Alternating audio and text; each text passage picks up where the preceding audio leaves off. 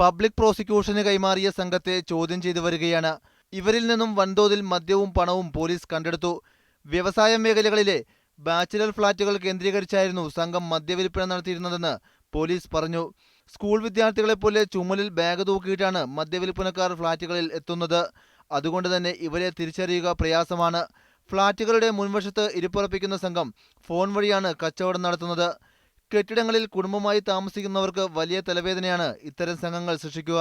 വ്യവസായ മേഖലയിലെ പല കെട്ടിടങ്ങളുടെ മുകളിലും മദ്യക്കുപ്പികൾ നിറഞ്ഞു കിടക്കുന്നത് പതിവാണ്. കെട്ടിടങ്ങളിലെ ചില വാച്ച്മാൻമാരുടെ പിന്തുണ മദ്യവിൽപ്പനക്കാർക്ക് ലഭിക്കുന്നതായാണ് കാര്യങ്ങൾ എളുപ്പമാക്കുന്നതെന്ന് പോലീസ് കരുതുന്നു. എന്നാൽ ചില കെട്ടിടങ്ങളിലെ മേൽനോട്ടക്കാർ മദ്യവിൽപ്പനക്കാരെ പിടികൂടി പോലീസിൽ ഏൽപ്പിച്ച സംഭവങ്ങളും ഉണ്ട്. ഇത്തരം സംഘങ്ങളെക്കുറിച്ച് അറിയുന്നവർ ടോൾ ഫ്രീ നമ്പറിൽ വിളിച്ചും 7999 എന്ന നമ്പറിൽ സന്ദേശമയച്ചും വിവരം കൈമാറണമെന്ന് പോലീസ് അറിയിച്ചു. Media 1 Sharjah.